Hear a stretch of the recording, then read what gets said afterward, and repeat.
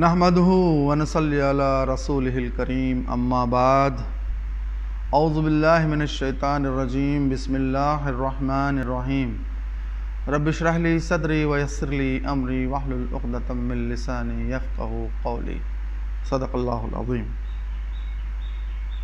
عزیز دوستوں اور بزرگوں،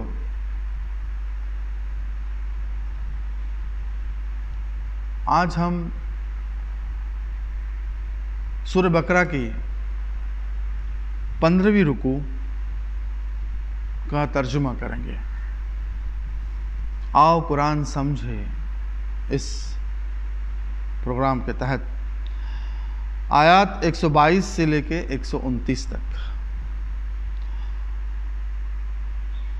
بہت ہی غور و خوض کرنے والی بات ہے اس رکوع پر، کیونکہ یہ رکوع اب 15ویں جو رکوع ہے، جو 5ویں رکوع سے متصل کس طرح سے ہے، صحیح اسی طریقے سے شروع ہوتی ہے جیسے 5ویں رکوع جو سورہ بقرہ کی شروع ہوئی تھی، اسی طریقے سے۔ چلیے چلتے ہیں۔ بسم اللہ الرحمن الرحیم۔ اے بنی اسرائیل، یاد کرو میری وہ نعمت جسے میں نے تمہیں نوازا تھا، جس سے میں نے تمہیں نوازا تھا، اور یہ کہ میں نے تمہیں دنیا کی تمام قوموں پر فضیلت دی تھی۔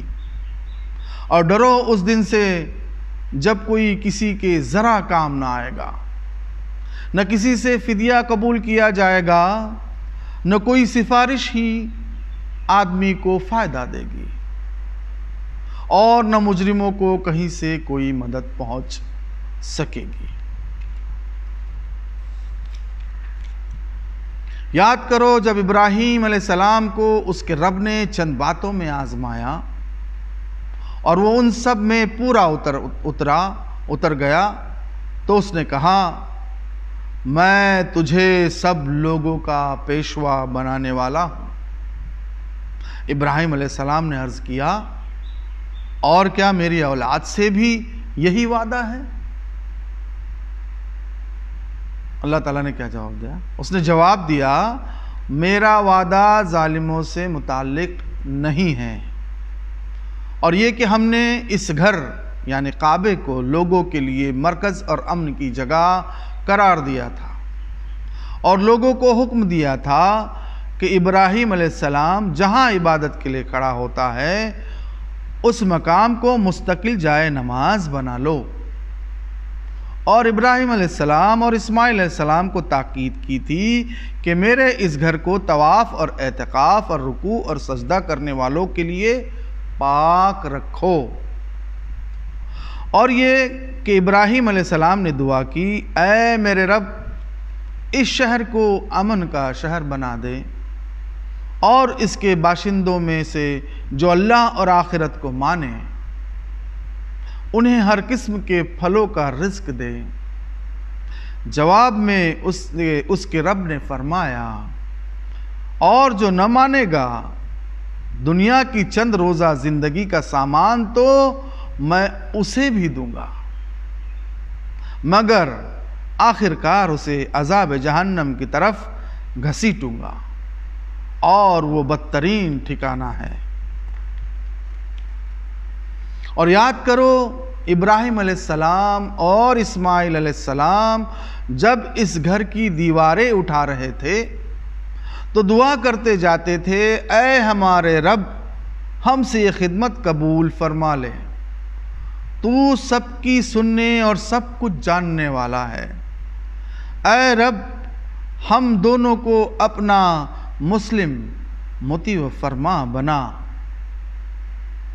ہماری نسل سے ایک ایسی قوم اٹھا جو تیری مسلم ہو، ہمیں اپنی عبادت کے طریقے بتا، اور ہماری کوتاہیوں سے درگزر فرما، تو بڑا معاف کرنے والا اور رحم فرمانے والا ہے۔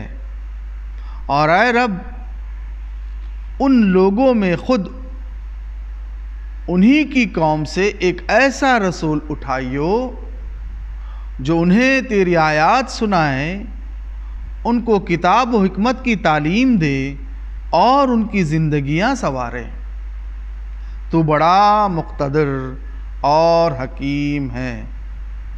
صدق اللہ العلی العظیم۔ تو آئیے دوستو اب ہم اس 15ویں رکوع کے جو نکات ہے اس پر کچھ بات کرتے ہیں، دیکھتے ہیں۔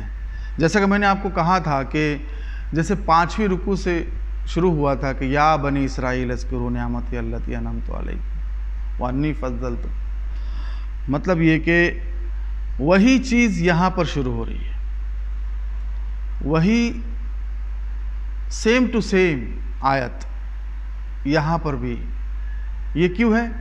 یہ اب ذکر ان کا ختم ہونے جا رہا ہے، اور آگے اب ان کو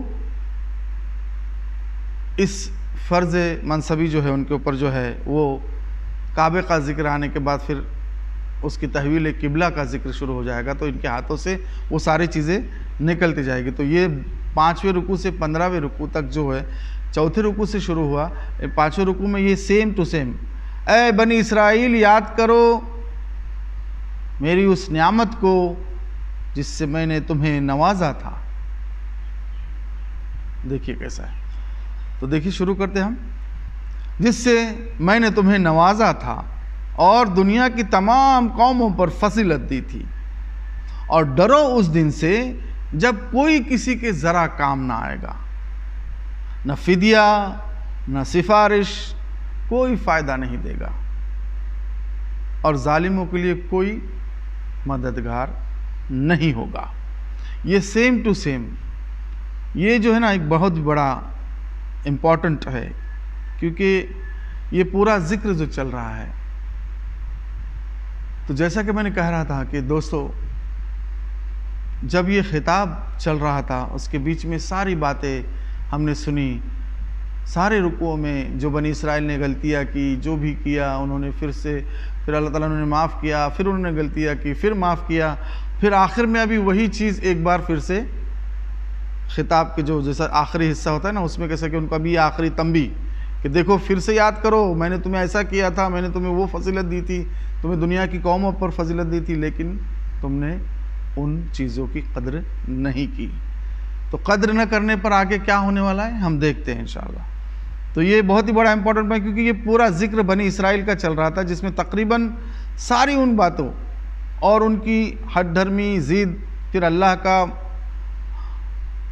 معاف کرنا انہیں، پھر عذاب کا آنا، اب یہ آخری وارننگ، اگر ابھی بھی نہیں سدھرے تو پھر گئی وہ ساری چیزیں تمہارے ہاتھوں سے جس پر تم بہت سالوں سے قابض تھے، یا تمہیں امام بنایا گیا تھا، کیونکہ ہم تو جو ہمارا کعبہ تھا وہ بیت المقدس تھا۔ تو اب یہ جو چیزیں ہیں وہ آگے آہستہ آہستہ انشاءاللہ آ رہی ہیں، اس لیے یہ تمہیدی کلام جو اللہ تعالیٰ نے باندھا ہے پھر سے ان کو بتانے کے لیے۔ پھر یاد کرو ابراہیم کو پیشوائی کا منصب اور ان کی دعا اپنے اولاد کے بارے میں، پھر اللہ کا جواب جو ظالم ہوگا اسے پیشوائی میں حصہ نہیں ہوگا، جو ظالم ہوگا اسے امامت یا پیشوائی میں حصہ نہیں ہوگا۔ کعبے کو دنیا کا مرکز بنانا، اب پھر سے دیکھیے وہی باتیں جو ہم کہہ رہے تھے، اور امن کی جگہ قرار دینا، اور ابراہیم السلام کی نماز کی جگہ جو ہے اس کو مصلی بنانا۔ اب کہ پورا جو کعبے کا ایریا ہے اس کو مصلی ابراہیم کہتے ہیں، وہاں سب پر پڑھتے ہیں۔ اس گھر کی بات کرتا ہے بھی اللہ تعالیٰ، اور اس گھر کو طواف، رکوع اور سجدہ کرنے والوں کے لیے اس گھر کو پاک اور صاف کرنے کا حکم دینا، اس کو پاک اور صاف رکھو ہمارے ان بندوں کے لیے۔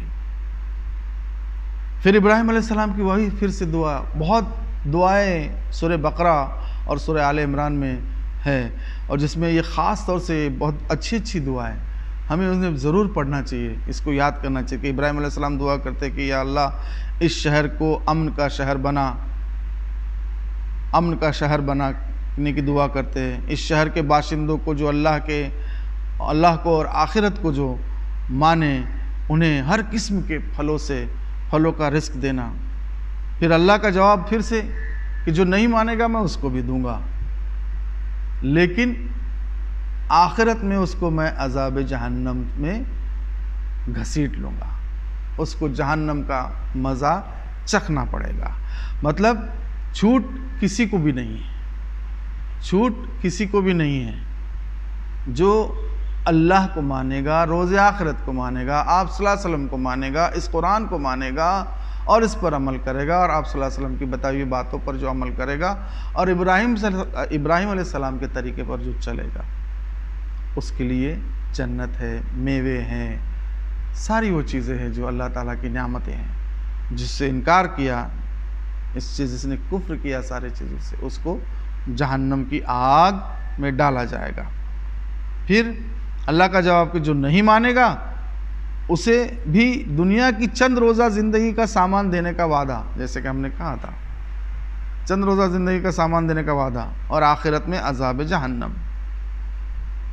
ایک بہت زبردست دعا ابراہیم علیہ السلام اور اسماعیل علیہ السلام کی، جسے ہمیں بہت ہی غور سے سننا اور غور سے پڑھنا چاہیے اور اسے یاد بھی کر لینا چاہیے کہ ہمیں تیرا مطیع و فرما بردار بنا اور ہماری نسل سے ایک ایسی قوم اٹھا جو تیری مسلم ہو،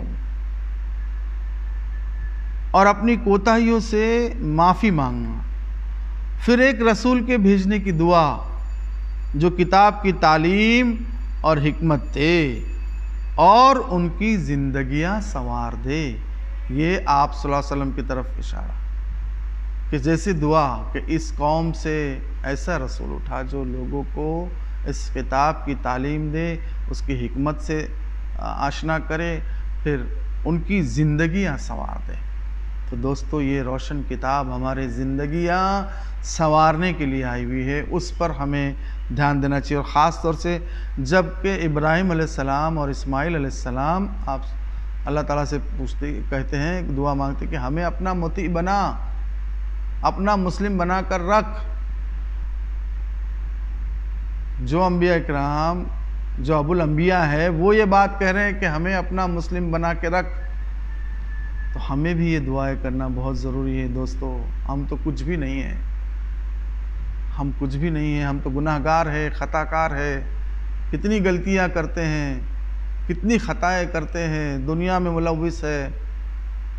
یہ دعائیں ہمیں بہت ضروری ہیں، اور دعا مومن کا بہت بڑا ہتھیار ہے۔ دعا سے بہت سے کام بنتے ہیں دوستو، تو ہمیں دعائیں کرنا چاہیے، اللہ تعالیٰ سے معافی مانگتے رہنا چاہیے۔ اللہ تعالیٰ ہمیں معاف فرمائے اور اپنی ساری کوتاہیوں، ہماری ساری کوتاہیوں اور غلطیوں کو اللہ تعالیٰ نظر انداز کرے اور اپنی رحمت سے انہیں معاف کر دے۔ آمین۔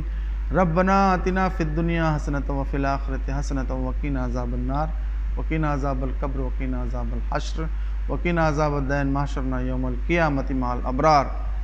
وصلی اللہ علی سیدنا محمد وعلی آلہ وصحبہ وسلم۔ رب اغفر لنا وارحمنا وانت خیر الراحمین۔